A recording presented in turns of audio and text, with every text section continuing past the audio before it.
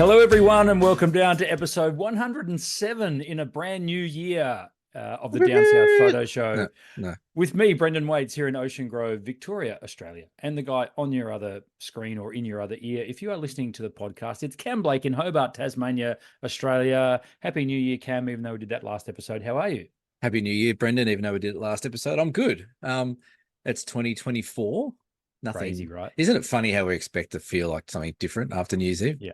It's the same. That's right. It's the same shit, different day. It's no You different. and I have been around the block enough times to realize that New Year's resolutions aren't worth the paper they're written on. Well, I joined a gym. I joined the gym today. Yep. Good luck with that membership for 6 days, and then it'll be gone. No, I felt like donating some money each week to somewhere. No, I've got to get a little bit fitter and got a couple of walks coming up, so I wouldn't mind maybe getting a bit fitter for them. And well, this is true. And so I joined the gym, and I'll probably start going when I get back from Melbourne in 3 weeks' time. Yeah, very good. I won't start straight away, but probably should have joined then. But anyway, I'm well. How are you going? You've been pretty busy, haven't you? A lot on. It's been the start of the year. From pretty much Boxing Day through till late January for me, it's always busy. Little Ocean Grove swells to a population of around 50,000 at this time of year. So we get a lot of visitors. All the Airbnbs are full, all the holiday houses are full, all the caravan parks, campgrounds, That's the beaches, true. everything's very, very full. So which is great for business, running a shop like I do here in Little Old Ocean Grove. I get a lot of new people, so I make sure that, I treat all my customers very well, of course, but I always make sure to put my best foot forward with all the new faces, so people can have a look and check me out. You sort of just made a really interesting point then, which I completely did not even fathom about where you work, is that it is a big touristy town where you are. Like there's a lot of very, very seasonal here in Ocean Grove. So whenever I say you like I'm busier than a one-armed painter or whatever, yes, you may have used a different phrase today than that. One that can't be aired on the show. One that can't be aired on the show. But when you say it, I'm like, oh yeah, but why is it any different? But yeah, you're right. Like all the Airbnbs, there's caravan parks down there. There's day trippers coming down. Right. Like the population swells, and you cop it pretty much. It's actually quite funny because as you know, my shop faces the Coles car park. So it's a big supermarket car park. Yeah. I get to work, relatively early, sort of 7:45, grab a coffee, and just stand in the door of my shop and just watch the carnage unfold in the car park. People fighting for car parks. Oh yeah. It could be a reality TV show all of its own. It's good little snarls and horns honking and stuff. It's like, you're at the beach, people. Just chill out a little bit, please. You know what though? Like it's certainly that time of year where people get a bit nancy about parking spots and about everything. I went to the shops the other day, and I'm past the point of getting grumpy anymore. I'm like, whatever. People are going to take their time, whatever. So I was following this person on those little combo vans, and they pulled up and they had like 4 or 5 car parks all along. They go right, try and pull on that. No, couldn't get it. Go left, couldn't pull into that one. They tried about 5 times. I'm like, okay, my patience is wearing thin, but more to the point, you should not have a license. If you cannot park that small little thing, like where are people learning to drive these days? And this is it. It's scary. And I expected something to get out of the car. That was my sort of vision of what was driving the car. And it was so not that. And I was even further disappointed about it. It's like, so anyway, it is what it is. Yeah. But it's, as I say, it's always a crazy time of year, and I kind of look forward to the back end of January where things start to slow down a little bit. Yeah. Got a trip to New Zealand in the last week of Jan, so bring that on, and that's when I get my little break, which is great. And then the kids go back to school and things fall back into some kind of normality. But for now, she's all systems go with Ocean Grove Camera and Photo. That's for sure. Surely your highlight of January wouldn't be going to New Zealand though. It'd be more hanging out with me for a couple of days, doing our workshops, wouldn't it? Absolutely. And if they weren't sold out, we'd probably plug them even harder. But we don't have to. That's right. So that'll be next week. Goodness me, how quickly does things roll around? It is too, isn't it? Like it's this time next week. Yeah, right. Okay. That's right. So this time next week, I don't know how we're going to put a podcast together and do our workshops, but we'll work it out. I reckon we can do something. I reckon we can record the whole day. And we'll do snippets, like we'll do 5 minutes here and 5 minutes there, and then we can put it together. We'll put that up as an episode. Podcast. Yeah, that sounds like a great idea. We said we're going to do something different this year, so we are. We already have done some different stuff. The eagle-eyed amongst you will have noticed, but we'll We'll just see if people pick up the things that we do.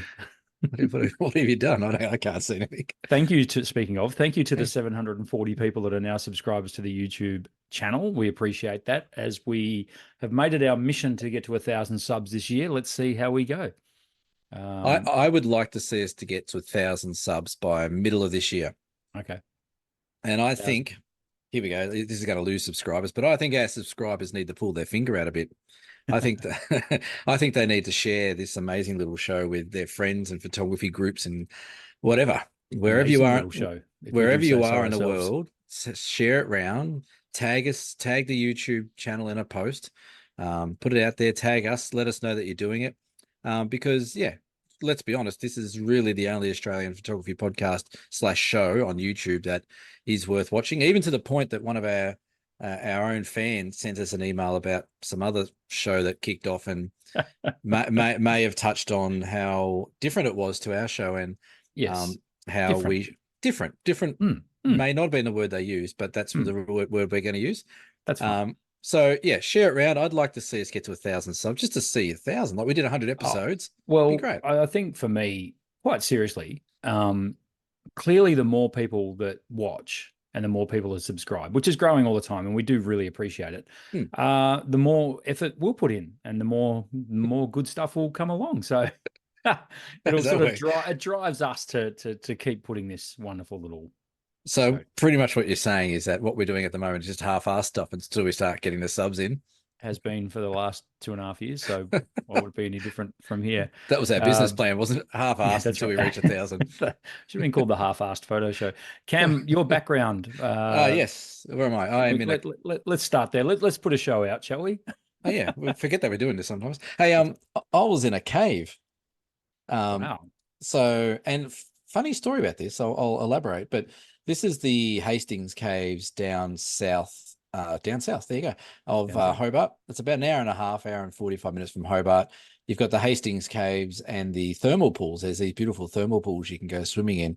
And the other day I went down there with the kids, school holidays, let's go out and do something for the day. And you get to walk down into these really cool caves. I've been in all the caves, or public access caves in Tassie, and I reckon these are probably the most dramatic. They go down quite deep and they go in long, which is great. So you get a really good look around.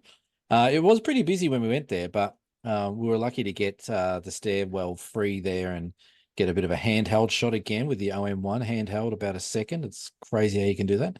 But it was a really good experience. The kids loved it. They thought it was amazing. They were looking for trolls and monsters and everything else that was in there. But funny little story. I put it up on my Instagram account and said, had a great day out with the kids and stuff. And one of our viewers from the UK, who is out here traveling around Australia at the moment, replied and said that he went on the same trip. It was great. It was a shame that there was 3 groups of 28 people the day he went to go in the caves. And I'm like, well, I was in the first group of those 28 people, and he was in the second. So Rod, who listens from the UK, I think he's out here on holidays at the moment. We were literally in the same cave on the same day in the south of Tasmania. So how's that for weird? So those caves look fantastic. Now, why have I never heard of this place? Where is it? Sorry. So it's about an hour and a half, hour and 45 minutes south of Hobart. So you'd head down, not Port Arthur way, you head down the other way. Yes. And they're down there. They're just down the bottom of the road near Cockle Creek. Yep. Which is towards the end of the South Coast Track if anyone's hiking and done hiking down that way. But it's a really good, beautiful little cave. And like I said, you got the thermal pools there, which you can go swimming. They're heated, obviously. We went down, it was about 23, 24 degrees. Beautiful day down here. And the kids loved it. We had some lunch down there. You remember last episode we were talking, well, one before, we were talking about how good the national parks were in America and how Australia and Tassie could take it on. This is this one is a prime example of how they could make this place a lot better, because unfortunately you can't book online. So you've got to go down there and hope that you can get on a tour. Now that's an hour and 45-minute drive without knowing whether or not you can get on a cave tour, which is a bit silly. And then you get in there and the poor park staff are also the cooks and the lunch people and this and that. So everyone's lining up for booking in the cave, buying lunch, getting hot food, buying merchandise. It's just like we got in and out really quick, but you could just see how that would not work very well. So yeah, definitely. If you are going to go down to the Hastings Caves, I suggest trying to get down there early and be ready to wait for maybe a couple of tours before you get on one. But get there early and take your own lunch. Take your lunch and have a picnic by the pool. It's beautiful. Yeah, it would be a bummer if you made that huge trek, especially if I made that huge trek from Well, here. imagine we made it and we had a podcast or a show that could. That's right. That had to be done. We could get on there and shame Parks and Wildlife Tasmania because not that we would ever do such a thing. Apparently that's trending. So yeah, that's right. That's another story, isn't it? Yeah. Background for me, Waha. That's a highway out in the Wimmera. Now, this is actually, if you can see in the distance there, there's some a birds. rock. There's a gigantic rock between a couple of the. Let me. Where am I? Let me there. That there. That's there. a tree. That's a tree, isn't it? No, that's a gigantic rock known as Mitre Rock, because over further that way is Mount Arapiles. That was when we were out there. Nearly 12 months ago, I suppose. It was sort of February, March last year. So. Took the kids out there on a bit of a camping adventure and had an absolute ball. I just loved how desolate it was out there. But Cam, I'm here to tell you, it does not look like that at the moment. Victoria has had the wettest start to a January on record. So everything out there is as green as the eye can see, apparently. Right. As far as the eye can see. Yeah. So even up in the Mallee, it's green. It's not it's sort of baked off brown. So yeah, it's kind of weird. I think I was having a conversation with my mum the other day, and we both have been saying for years that all the weather's changing, obviously, but Melbourne now gets more Sydney weather, and Hobart now seems to get the old Melbourne weather where it's sunny and a bit more less humid. Yeah. But the seasons are 2 months behind. Summer does not start now until February. It feels that way, definitely. I reckon here on the Bellarine, we for the last 4 or 5 years have had the best weather. Geez, right into March, April, May. Yeah. I remember when we did the overland. I mean, the overland track aside, because it rained the whole week, but week after was some of the best weather. Yeah. Ever. Well, that's right. You stayed down with the family, didn't you? Yeah, absolutely stunning down there. So no, you're right. It's funny as the seasons seem to be changing, and I think we need more data to back that up over a longer period of time. But certainly. Over the last sort of half a decade, 5 years, it feels like it's been that way, which is kind of interesting because it does change the way I would look at photography. I mean, I get ready for autumn colors, in March, April. Yeah. It might get pushed back later. Well, even winter and all that sort of stuff. It's all changing. Even this year, we have the scoparia plant, which is like this beautiful colored plant. You would know, it rips the hell out of your clothes and scratches the hell out of it. It's a prick of a plant, but it looks good. Yes. But does take nice photos. Yeah, it does. But that's all gone. Usually that hangs off well into January. That was gone before Christmas, apparently. So yeah, it's funny. It is funny. But we're not a weather show, are we? We're a photography show. So our main topic for discussion this week, Cam, we're going to talk about how to stop taking too many images. So, Cam, you put up a bit of a Facebook poll during the week. You wanted people to list their top 3 least favorite things about photography, I suppose. How did you word it? Can you recall? Yeah, sort of. Like that. It was something along the lines of, what are your 3 bugbears of? Yes, that's right. Of photography, because we all have them, and things that do our head in. So it was, what are the 3 top things that do your head in? Yeah. And I said mine was jamming my fingers in a tripod, because that happens on a regular basis, regardless on the coldest day of the year. That happens. Exactly right. Regardless of how well I try and not do it. The other one was shooting too many images, and then I can't be asked when I get back to check them all. Yeah. And then the other one was backing up memory cards. I don't do that enough. Like I put a card in the other day, and I'm like, geez, I've still got shots from halfway through last year that are on that memory card. Yeah. So we put it over to our wonderful, amazing followers on the Down South Facebook page, and we had close to 100 replies, which is really good. Yeah. But we thought we'd touch on a few of them because some of them were quite popular. There was a lot of repeat ones that people had the same problem with. Yeah. And we thought we might be able to help out, maybe. Yeah. Well, a lot of people said that they have the same issue where you'll go out on a shoot. I mean, we all do it nowadays with digital. Of course, you go out and you just take a lot of photos and end up taking too many photos. And I'll give you a case in point. So last week, my nephew came down from Brisbane for the Australian Road Cycling Championships in Ballarat. Yeah. Massive event. It was fantastic to see. It's his first go. He's only 16 and he's in road cycling. Anyway, they had what they call a criterium, which is around the main street of Ballarat, basically Sturt Street. It was just a 1 kilometre long circuit, but I had access everywhere. Yeah. And of course, I just wanted to I don't shoot a lot of sport, but I like practicing with that kind of stuff. A few of the tips that I picked up in Bright sort of rang loudly in my ears. And I was shooting a little bit of burst mode. And before I knew it, I mean, my nephew's race went for 45 minutes, but before I knew it, I had 1,500 images, Yeah. And and then you got to look through them all. yeah, and I think I spent the entire race looking through the lens. Yeah. It was a lot of fun. I'm actually quite happy with some of the shots I got. It was pretty cool. And more importantly, he is. So that's good. But Yeah. this issue of taking loads and loads of photos and then, I don't know, the mojo's done. Like Yeah. the excitement of being at an event or being out in the wild and taking photos, or you've seen an amazing sunset, it wears off really quickly when you got to wade through the images and pick out your best ones. And do you have a process that you go through, Cam? I mean, you've already said that sometimes you don't see photos off a memory card for 6 months, but Yeah, like I have the same problem as everyone. Even today, like I was going through some photos. I was thinking of I might even enter a photo competition, which I never do, but something came across my social media. I'm like, oh, maybe I'll enter that, maybe did we not. have a whole episode that said Yeah, don't enter photo comps? yeah, I know. I'm the biggest hypocrite going around. But I was looking through photos and like, God, there's a lot of photos here. And like I usually 5-star rate the ones I like out of a shoot or a location. But then you look at the ones either side and I'm like, oh wow, why did I not even touch that photo? That's actually pretty good.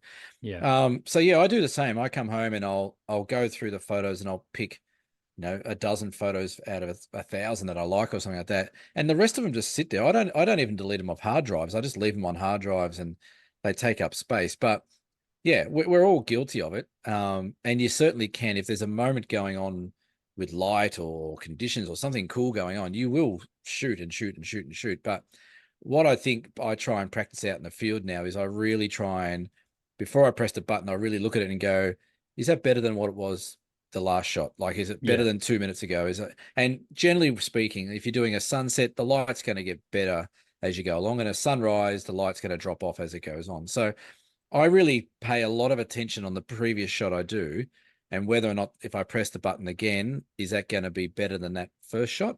Probably not. So I try and space my photos out a bit more in time. So like you said, it's really easy to sit there and spray and take a photo every 30 seconds and go, oh, I'll take 1,000 shots of the one sunset. But I sort of think now, I guess with a bit of practice, I notice that the light changes probably every 5 minutes. I reckon there's a good sort of guide. And that's when I try and do a shot. So when I go back and look at some of my shots in the last year, maybe, they're all about 5 minutes apart. They're not 2 minutes apart or 30 seconds apart, because really nothing changes much in that 30 seconds. I'll probably just interject there and just say, at this time of year, you're exactly right. That the twilight light, like the days are longer, the sun takes longer to set. So 5 minutes is about right. I'd probably argue you could almost halve that time though. Yeah, in probably winter. 2 minutes maybe in winter. When the absolutely. sun's disappearing quite quickly, things can change a lot faster. But I'm definitely on your same wavelength. Yeah, so I think it's a matter of just being more patient, and I say it on the workshops as well. Like, try and pretend you're shooting with film. Like with film, if you do that, you're going through a roll of film in 2 minutes. You're getting 36 exposures done. So let's try not to do that. Let's try and really slow down. And I think with the process of slowing down and not taking many shots, I think that also improves your compositions and your exposures, because you've got a bit more time in between to just double check things. You might say, oh, hang on, maybe I'll just double check that composition. Oh, look, I didn't realize that little stick was coming in and annoying me or whatever. So I try and just space it out a bit more. And that's, I think, one way to stop taking too many photos. Definitely. Another good way to do it is, and this is sort of going a bit further with the whole idea of shooting film, is use smaller memory cards. So you've got to be a bit more conscious of actually how many shots you take. So clearly, if you're going to do a bike race or something active where you need to be able to have unlimited shots of, something happening. But if you're going out just to your local beach to do a sunset shot, why not take a smaller memory card? So you're not tempted to take 1,000 shots of the one night. You can take 200 shots. So that'd be some of the things I look at doing, but that time one's a big one for me. Question without notice, and this will. Yes, I am drinking hard solo. Nice. Furphy original over here. So Olympus, I remember now you're an Olympus shooter predominantly. I'm knee deep in Olympus gear at the moment as well. I know Olympus used to do this, and I don't know if they still do it. When you're playing back an image on the screen, you used to be able to rate it. You used to be able to put like a Yeah. 1 to 3 star rating on it. Is Yeah. that something they still do? I can't recall. You can still rate them. This is Absolutely. on the screen of your camera in the field at the time. Yeah. Yeah. You can. Yep. I think you can do that with almost every camera these days. Okay. Yeah. Well, Yeah. that's probably a really good way because, you know, you, as I said before, you get the buzz of taking the shot when you take it. You know Yeah. that that's the one, right? Yeah. So being able to mark the image and or rate the image, Yeah. and then being able to sort your photos into your most rated images would probably. And I know you can do it on Lightroom. I understand that, but Yeah. I But think it'd be very in the very field. cool to be Yeah. able to do it in the field, mark it up, and say, okay, well now all I have to really do is look back through. Instead of 500 photos, there might be Yes. 50 photos. That's right. Yeah. And again, that'll by doing that will also just slow you down because you'll look at it and go, oh, that's pretty good. I better put a rating on that one. Yeah. Yeah. So Yeah. I think it's I guess it's like anything. Like we are addicts, I guess, in a way, photographers. Like once something's going on, we get a thrill out of pressing that button and we really enjoy it. But at some stage, I think you've sort of just got to pull back on the addiction a bit. So Yeah. yes, we can take thousands of photos. It's great, but do we need to? Probably not. Yeah. Yeah. I've got another point as well. And this is to do more with me in terms of aging. My vision is nowhere near as good as it used to be. Even Right. looking through a view, well, definitely looking at the screen. So Yeah. generally speaking, when we play back an image, we play it back on the LCD screen on the back of the camera. Perfect. Yeah. It makes perfect sense. Yeah. The other night I was out shooting the sunset. It was incredibly glary where I was standing. And I was actually finding it really hard, even like zooming the image up on the screen just to check focus and stuff. So what I ended up doing was actually playing the images back through the eyepiece. Yes. Which of course blacks out everything, and it was much better. And I could study the image a lot better. I'm wondering, like in the field, whether I should get myself a bigger screen or whether I need to worry about that at this point. And I mean, I've seen people that you can actually most high-end cameras now have a HDMI out, and you can add an extra screen. You can literally set another screen up right beside you if that's a concern. Well, you can, yeah. One thing you make a really good point there about the viewfinder because First generally one this year, Cam. first point and last. First good point. First good point. Because, like, for example, like I do exactly the same. My vision's okay, but I find looking through the viewfinder gives me an uninterrupted, unglary view of the shot I've just taken. And the other thing to keep in mind, like for example, like the Olympus one, the viewfinders are generally a higher resolution than the screens are. So I think they might well, be. For example, if you look at the OM1, I just quickly Googled it there. The viewfinder has approximately 5.7 million dots. Wowza. The monitor has 1.6 million. There you go. So to check focus and to check, I guess, detail and stuff like that of the shot, you might be better off using that viewfinder and zooming in, doing that. And because you're putting it up to your eye, like you said, you can get an eye cup and get it really nice and isolated there. But yeah, I'm the same. I look through the viewfinder to double check things. Again, it's important that you take your time checking all the things. So yeah.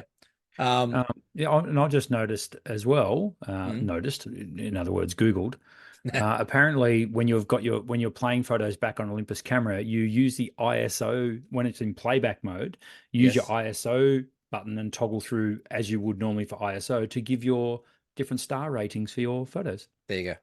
That's easy done. There you go. It is still a thing. I didn't dream that up. No, I've seen it on the Sonys. I've seen it on the Canons and Nikon. I've seen it on even on the Leica they all had the same thing. Yeah. So yeah, that's you're right. Like it's silly that we don't do that because we come back to Lightroom and we spend so much time doing that.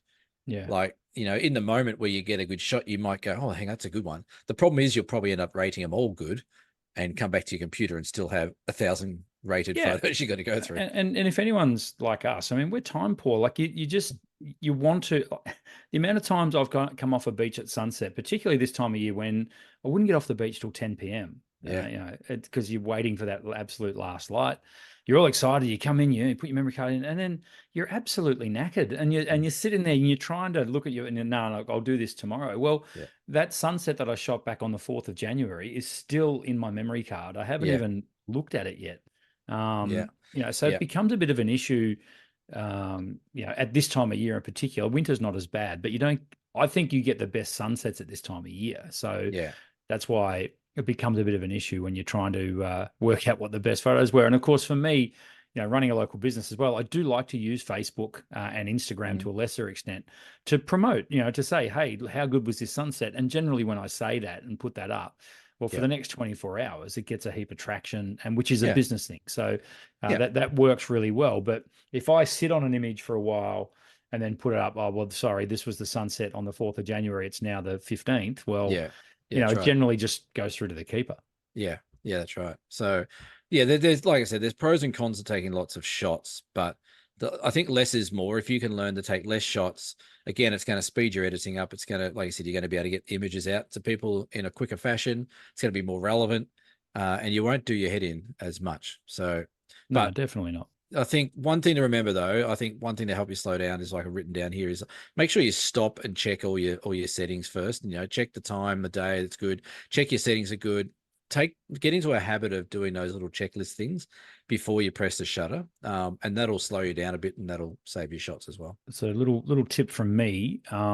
Generally speaking, when you get to a location, there's a bit of a walk. You don't generally just park your car unless you're really at an amazing location that's got all the access. You don't just get out the car and sit on the bonnet and take photos, right? Unless you're Christian Fletcher. Apparently that's what he does. Right. Okay. Yeah. But generally there's a bit of a walk involved. So what I like to do is I might put my pack on, but I'll have the camera in my hand, the camera I intend to shoot with, as I'm walking, and I'm checking those settings.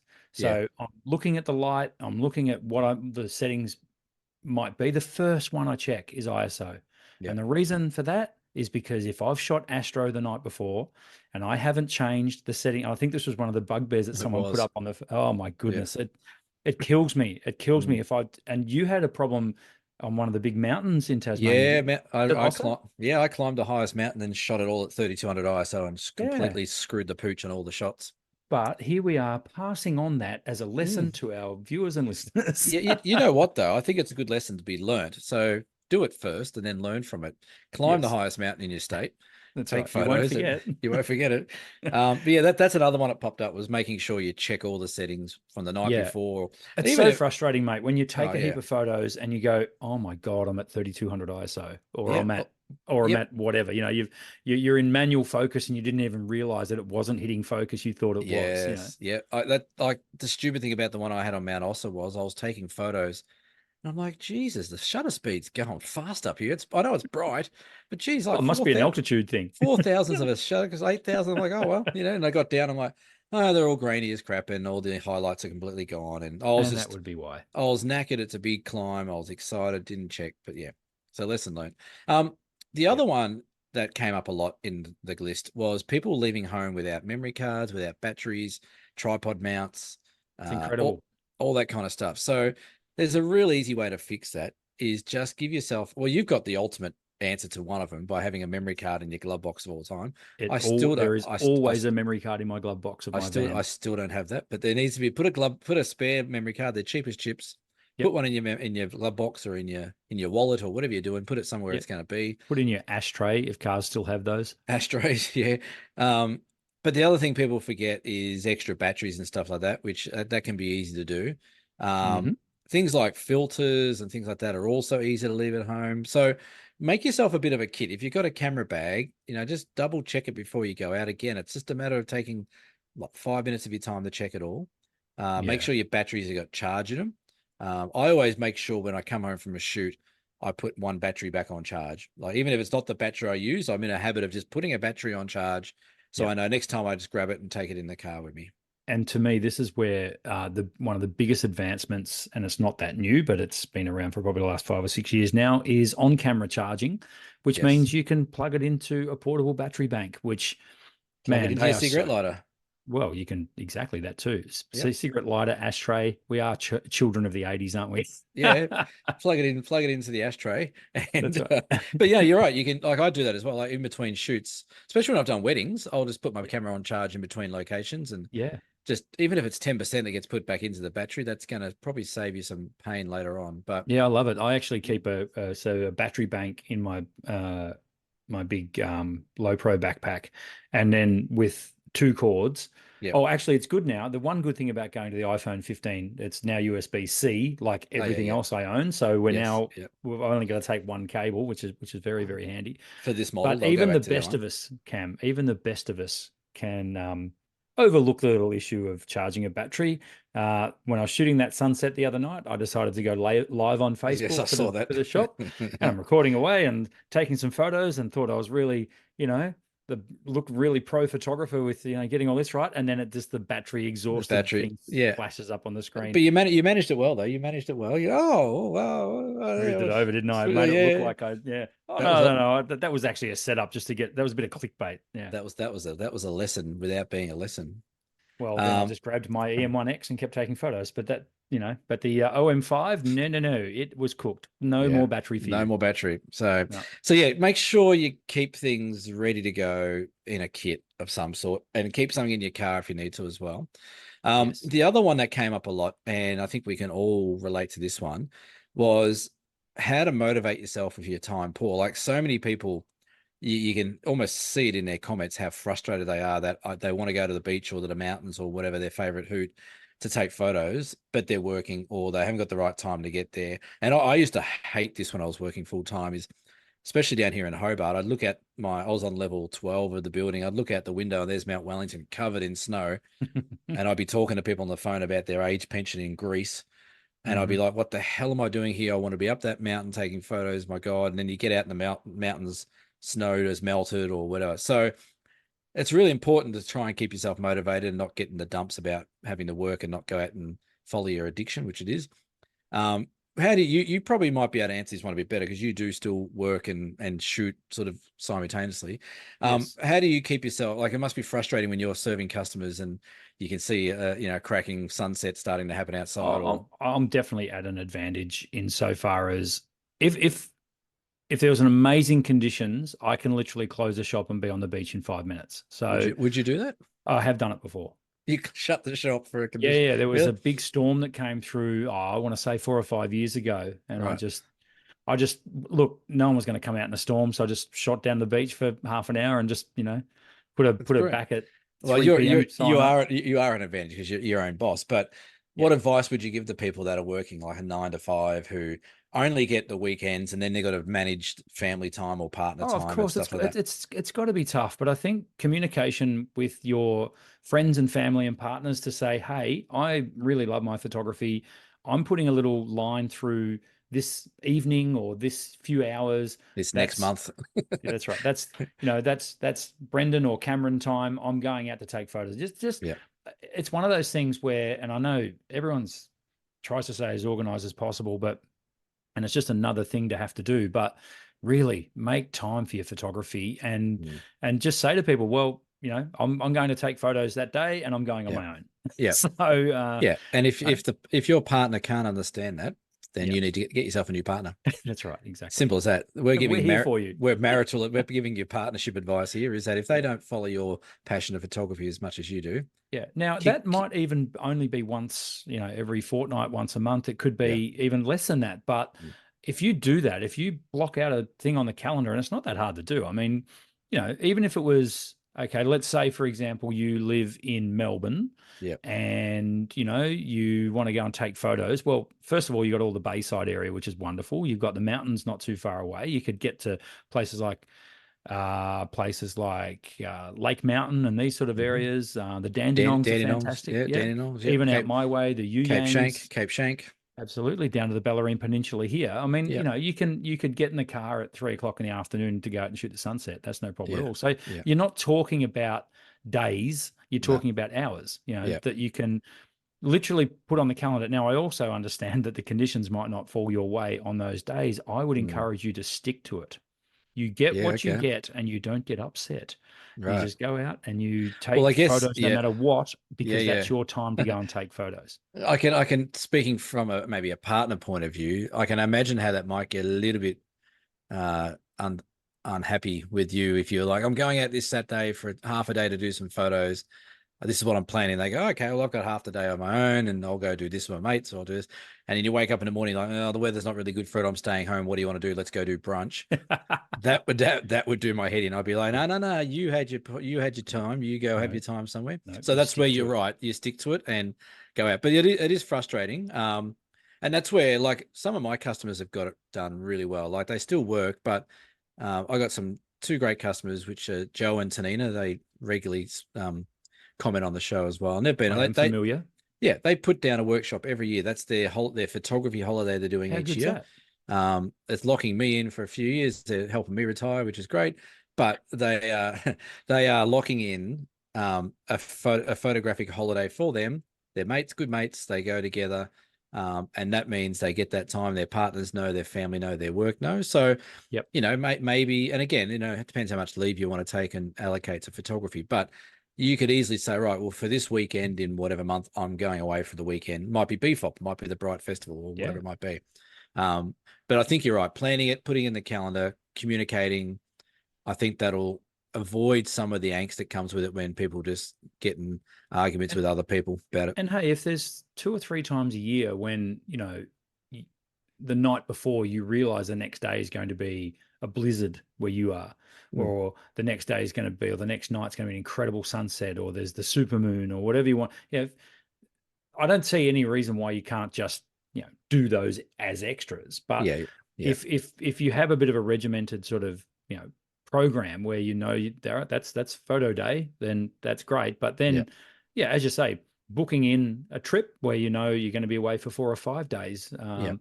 And isn't it funny how we always tend to book trips to beautiful places to take photos? What a bonus. Yes. It is nice that the photos do work well in beautiful places. Yeah, funny about that. But that's the thing. So that they're probably the top three things: the too many photos, the forgetting the gear, and and the other one was the motivation. So there's a few others which we might touch on another episode. But it was actually, got a lot of traction, that, and a lot of people had amazing answers. But it was funny. You could feel the hurt in some of the comments about, I left the bloody memory card here and I did this, or Yeah. I can't get off work. I hate my job, type of thing. Like, there's all these. It was quite funny, but as long as you're getting out and doing it as much Yep. as you can, that's the main thing. It's good for you. It's good for your mental health Yeah, exactly right. and physical. So hopefully that's helped you folks. That was relating back to a post that Cam put up on our Facebook page. Jump on Facebook, say hello. Go to dsps.com.au, which is our website. That's dsps.com.au. And Is you'll it up to find all the date? links to all this fun stuff there, including this is a question without notice. We haven't sort of signed off on our December summer comp yet, but we might do Oh, that next week. That's fine. oh yeah. Well, we got the winner, haven't we? Oh no, we got the top five. We've got the top five, but we haven't. We'll put the winner up next week just to tease this out a bit longer. Why not? All right. See if we can get a few more subs before. That's what we do. Would you like me to talk about that bit of gear talk, Cam? Yeah, I think it'd be interesting because If I had a little, if you want to give me 2 minutes, I can go and get it. Should we do a magic 2 minute cut? Okay. All right, I'll go and do it. Yeah, I got you there. Welcome back. Yeah, how about that? So cut by the wonders of modern technology, that never happened. Well, don't listen to what I said in between, so that's good. What gear talk are we talking about, Cameron? So you got yourself. We were talking about this, I think, on the last episode or the Christmas episode. Yes. I believe you have yourself a little toy in your hand. I Actually, do. that's a bit bigger than I thought it was, maybe. Well, I have got it quite close to the Oh, camera, right. but Okay. there you go. How's that? So Yeah. you've got yourself the new DJI Yes. OSMO Pocket number 3. Is that correct? That is correct. And for those of you who don't know what this is for all intent and purposes, a video camera that is really designed for vlogging. So for video blogging or making YouTube clips basically out in the field.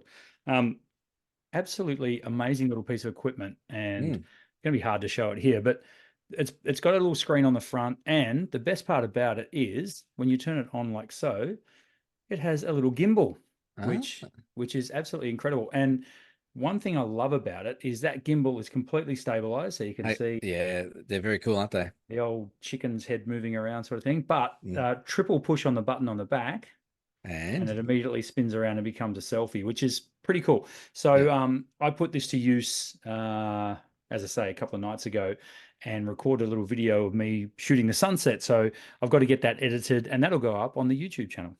Oh wow. Is that Right here on the YouTube channel. Wow, is that like a bonus footage type of behind the scenes It is, thing? but look at that thing. How cool They is that? they are very cool. I've got the number 2 and I'm tempted to get the number 1. Yeah, look at that. And number 3, I mean. Look at that. It is very cool. Yep. And they do an amazing job, but they do very good panoramas and stuff like that for relatively okay resolution. So you got that. It's got Yes. is it a 1-inch sensor? And I think it is. Yeah. So quite incredibly in there is a 1-inch CMOS sensor, which is pretty cool. So yeah, it's designed for video. I think it'll even shoot 5K video, whatever. 4K, I think. Yeah. Resolution that's way too high for for showing on YouTube anyway. For us. Yeah. Yeah, that's right. But as I was saying, the screen on the back here is incredible because you can flip it like so, which also is it easy to flip around? Incredibly. It's so easy to flip. You just literally flip it with your finger. Right. Okay. That's and cool. It just makes all your footage look professional because it's stabilized. Yeah. Couple of early things that I've noticed about it. It is a little bit fumbly to get it out of the case. And when you're trying to take photos and vlog with it at the same time, it's a little bit it's just going to take some getting used to, basically. I've like I said, I've got the number 2 and it's a similar sort of case. And you can getting it out. Sometimes you can accidentally turn it on and the gimbal starts spinning around and things like that. I'm finding that a little bit with it. However, I love the weight of it. It feels great in your hand. It's not huge, but it's not tiny either. So it's got a really comfortable weight. I bought it with the vlogging kit. So it actually came with an extra battery. And in terms of ease of operation, the way these things just clip together is as he tries to do it upside down and in the dark. Like that's so that's now got a battery extender clipped onto it, which makes the handle twice as long as well. As you can see there.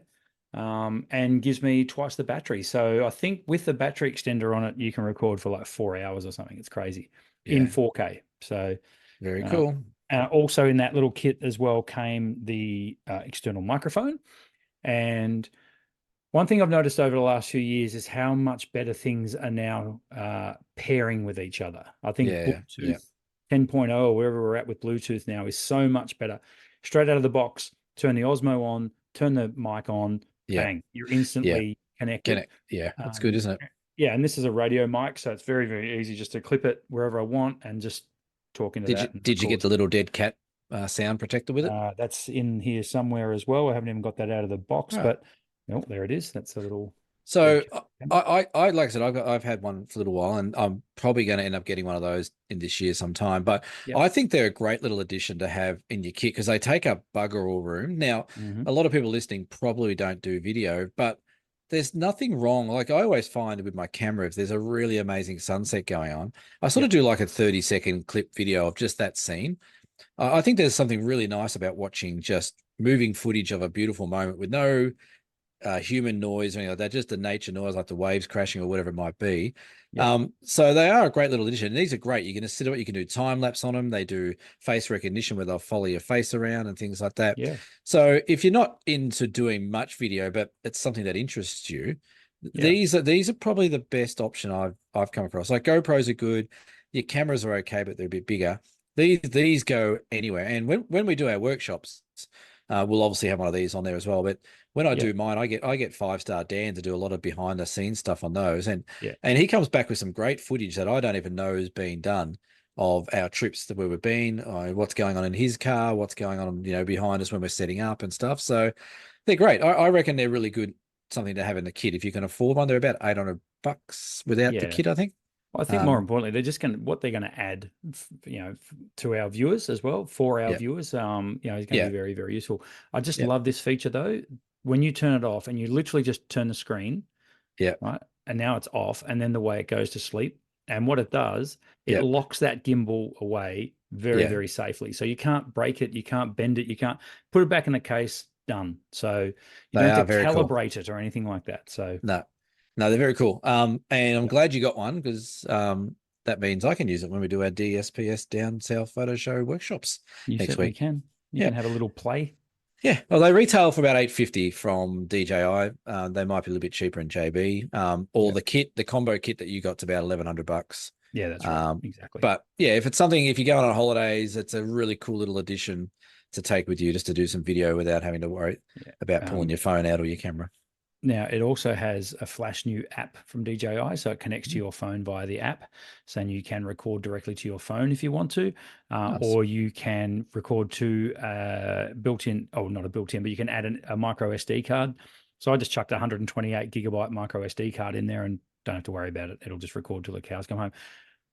Full disclaimer, I paid for this with my own money. DJI did not send us this. This is not sponsored by DJI. This is the show that never gets a sponsor, mate. Well, so it just worry. sounded like we were waxing lyrical about it, and we kind of are because it's a great little device. It's a great cool. Yeah, that's the thing, and that is the beauty of this show, is that we don't get sponsored by anyone, barely ourselves. So anything that we plug is purely bought out of our own money and used in the same way that you would use it. So you can take it to the bank that we're not getting paid anything. That's right. So if you would like to sponsor the Down South Photo Show, you know where to find us. Cam, shall we move on? Let's move on. Word of the week. Yes. This one's a good one. Photography word of the week. Hey, how's those jingles coming along? Brilliantly. You wait. I'm waiting. I know. We're all waiting. Keep waiting. We're all waiting. Hey, the photography word for the week is written down in front of you. Yes. It is definitely related to digital photography. Okay. And I'd like to know if you know what it means. Would you like to read the word out? The word of the week is kernel. Kernel. Kernel, not like Colonel Sanders, but kernel as in corn kernel. Corn kernel. Photography. Now, how does kernel relate to photography? Digital photography. The digital photography. Okay. Does it also relate to analog photography? I would not suggest it would. No. Okay. Because I seem to remember when it came to, and I don't know, it rings a bell, and my brain works in mysterious ways, but I thought it had something to do with processing of an image, and a kernel was something that you would, I don't know, you'd put in front of a lens, or I'm off the mark, I think, but that's it's something to do with processing of an image. Is that right? You were starting to go. It sounded like you were going down a track that was familiar, but then it was warmer, cold. Warmer. It did. No. So a kernel is a targeted group of pixels in a closely defined array that can be convolved. So pretty much it's our masking tool. So when we use our masking tool, what that does is it collects a kernel of pixels, and we can use that to do contrast differences, highlights, exposure, all the things that we can do with a mask. So the size of the mask is the same as a kernel. In many texts of the term, the kernel and mask have become interchangeable. They're the same thing. So what it does is a collection or a grouping of pixels, which can be then used to, I guess, make adjustments similarly to all the pixels that's in that kernel or mask. Okay, so you basically grab one area of your image, so in one group of pixels, and that becomes the kernel. A kernel or a mask. Okay, there you go. There you go. Who says we don't educate you here on the Down South Photo Show? Dear Cam, episode 107, Dear Cam. This has to be a first, I think. We've got a back-to-back Dear Cam. We have the same person who Dear Cammed us last week is back. So, their tone has changed slightly from the last one. Considering that it opens with Dear Bloody Cam. Bloody, what have you done to this person, Cameron?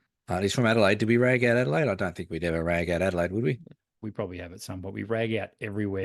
Nothing's open to be ragged out in Adelaide. This is true.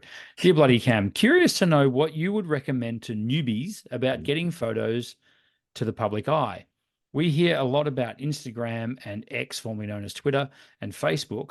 What about Vero, or are there better ways, example, creating your own website?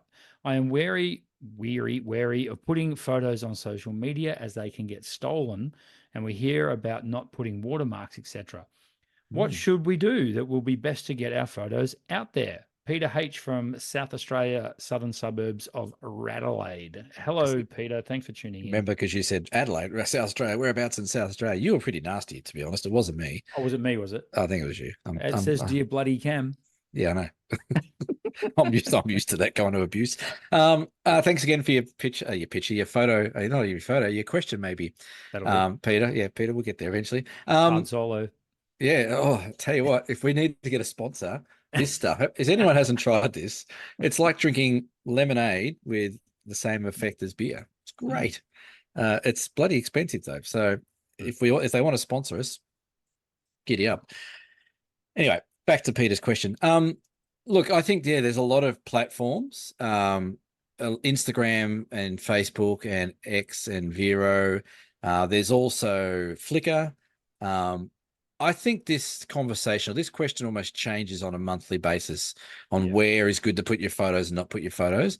I've said it a million times. I'll say it again. Instagram is doing my nuts in. I cannot get my head around Instagram the way it's gone. Like I said, it's more TikTok with the occasional nice photo. Yeah. So I think that's really disappointing. It's all about the reels, man. It's all about the reels. It is. Now, I did something on my Facebook page this week, which is quite new for me. And I'm going to do a bit of a plug here. Nothing to do with the question, but it'll tie in nicely. I started my own little subscriber group, my exclusive subscriber group on my Cam Blake Photography Facebook page. So people pay a subscription each month, a small amount. They go into this exclusive Facebook group where we'll do lots of sort of behind the scenes editing and sessions and stuff like that. Now, the reason I did that and I didn't do something on Instagram or another platform is because I get a hell of a lot of engagement on my photos through Facebook. And I actually think having a Facebook page is probably more beneficial than having an Instagram page or an X page. I think based on the demographic who is photographers these days, we're not talking about the Insta celebrities and the wannabe influencers. I don't class them as photographers as such. They're more content creators. But if you want to get engagement from people like ourselves, true photographers who really just enjoy great interaction with great photography, then I think having a Facebook page is a good way to go. The other one, like I said, is Flickr. Flickr seems to still go okay. I'm not regularly on Flickr because it's just another platform I haven't got time to sort of play around with, but that's not a bad one. But I also think, depending on what you want to do with your photos, Peter, if you're looking to sort of start selling them or start promoting them or trying to get some work out of it, then having a website isn't a bad idea either. But that costs money to get a website going. So, yeah, I would say for me personally, I think a Facebook page these days seems to be a bit better for photography in my experience. And then if you can afford a website and the reason you want to put your photos out there is to get maybe some sales or start generating some interest on your work, then that's another one. And just on the last point, social media about things getting stolen, I've never been one to really sort of worry too much about that. The reason being is that when you put your photos up on Facebook or Instagram, they're a minute resolution. They're very small resolution photos. So if someone wants to steal that, they're not going to be able to do much with it. And you are covered by law. So if someone does steal your image and they use it to advertise or promote a product or something like that, then you send them a letter and send them an invoice. And if they don't, then you take further action. But yeah, and don't worry about watermarks. Watermarks, the metadata is there. All the details are there. You can still put a watermark on there. Just try not to put a big dirty watermark over the front of your photo because that's detrimental to your art. So that'd be my advice. Yep. All sound advice and completely agree. The Facebook thing, it's funny, isn't it? Because Facebook was a bit on the nose for a while there but I think it's come a little bit full circle and not to, I think with the demographic that we have, the people that follow our show, I think Facebook is still their go-to. Yeah. Funny thing though, Instagram and Facebook are owned by the same company, the metaverse or whatever it's called. So they've got their different platforms for the different generations, I guess. And I think Facebook works really well. I like the way so with Instagram, and if you're scrolling through photos on Instagram, I don't know, the way it's even presented now isn't as good. With Facebook, generally you see the image, you can see a story without freaking hashtags, Cameron.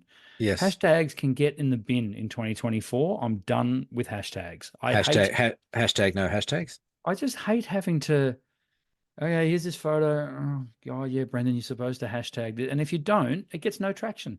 It's like, the little secret I've got for people out there that want to maybe get some of their work and engagement going. Here comes a pro tip. Well, it's not. I am by all means nowhere near a social media expert. Like I'm on the social media, but I don't claim to know the algorithms or any of that kind of crap. But what does work well for me on any platform is engaging with the people that enjoy your work. So if people put up a comment, write a comment back. Ask them a question back. Say, oh, I love that shot of your cave behind you. Oh, have you ever been to Hastings Caves? Trying to get an interaction going where there's a bit of a back and throw for a couple of minutes about questions about your photography or the photo or the location or the gear, whatever it might be. That's how you get traction. If you just put up a photo and then all these people comment and you just like the comment or you just move on and don't think about it, then it's not going to pick up that there's engagement on that post. So if you're going to post up a photo, be committed to the next hour or two, maybe just keeping an eye on it and answering a few questions and stuff like that. You'd be surprised how quickly that can drive people to your work. 100%. I totally agree. If you have a deer cam question for a bloody deer cam, and generally I answer it as well, by all means, hit us up. Facebook, dsps.com.au, all those places where you can leave us a comment. Cameron, beer donations for the week. Would you mind doing the honors? Of course. We had a beer donation from Sean M. I think that might be Sean's first donation. So thank you, Sean. Sean donated a couple of jugs, I think it was. It was pretty good. Smokes. Might have to delve into those when you're down my way next week. So it's about one of those, I reckon. That's right. And Jenny C made another donation. Thank you. And there's this other guy, Mel H. No, I don't know. Must be his first time as well. Welcome aboard, Mel. Have you heard of her? No, I have not. Don't say that. He'll never donate one more. G'day, Mel. See you in a couple of weeks as well, Mel. Yeah, beers are on me in Utah, Mel. Okay, there you go. Because I can't drink and drive, so you have to drink it for me. You heard it here first. Yeah. One last little bit of housekeeping. We are down to 3 spots left for our Great Ocean Road workshop, which happens in May, towards the back end of May 2024. Yes. Yep. That'll come around fast. So it's 5 months away, but it'll come around faster than you think. So jump on and check that out. All the links are at dsps.com.au. Cameron, I reckon by the time this episode comes out, that might be 2 people. I reckon. Okay, that's what we like to hear. People joining us on these awesome workshop adventures. I'm looking forward to next week too. It's going to be a lot of fun. Say that again, sorry. I'm looking forward to next week. It's becoming a tradition that we play golf in the morning and do workshops in the afternoon. It's great. Really looking forward to doing those one-day workshops. And it won't be too long before we probably announce the winter version of that as well, because that tends to roll around pretty quick too. Yeah, have we done that yet? No, I don't think so. Oh, do we know where we're going yet? No. Did we choose where we're going? Probably. I can't remember. I think we did. They all sort of gel into one. But we'll you're going to be down here. We'll be able to have a chat. We'll be able to work it out. It's a winter one. I'll give them that. So we'll give them a couple of clues. It's a winter one. Yes. And if you do come on this workshop, you'll get photos of wombats potentially in the snow, and you may also get snowed in for a couple of days. With us. With us. There is a bar. Could you imagine? Yeah. Sorry, folks, we can't go. No. We'll announce that next episode. We'll get that all, and we'll announce the winner of the summer thing, and we'll do it all next episode. Next episode is going to turn into quite the bumper episode by the sounds of this. Especially when we're doing it on the run, when we're doing a workshop. We'll work it out. It's fine. So, Cam, your week next week, you're getting on a boat? Yeah, apparently. I got to get on a boat. I got to get up at 4:00 on Friday morning. Ouch. And then drive up to Devonport and get on a boat. Are you doing a day sail? Yes. And then, so the Spirit of Tasmania, wonderful company, they look after us tourism operators. So they give us 50%. They don't sponsor the show. They don't sponsor the show. They sponsored the Tas Photo Festival. Nice. That never happened. Never mind. So they give us 50% off being a tourism operator. So that's great. But they don't do it during peak periods. And part of my trip on the way up is during the peak period and part's not. So I had to do like a double booking. So the day sale was to save myself a bit of money and not getting a cabin and having to pay sort of full price. And then on the way back, it's a bit different. So I'll be on a boat. I'll be up in your neck of the woods Friday night, about 7:00.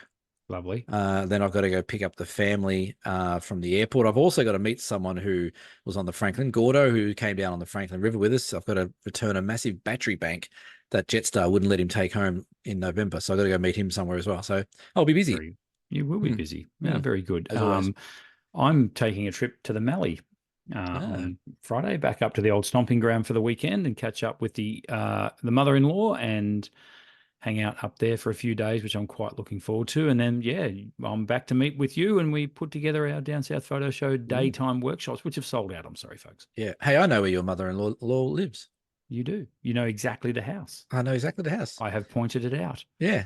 Right. Well, that's where I will be. Around the corner from the pub. Basically. The Lake Boga pub. Lake Boga. Great spot. Fantastic spot. Cool. So that is it. Anything else to add this week, Cameron? No, like I said, I've started that little subscriber thing on my Facebook page, Cam Blake Photography. If you want to get some really be sort of exclusive behind the scenes video editing tips, shooting tips, gear tips, any questions, critiquing, you name it.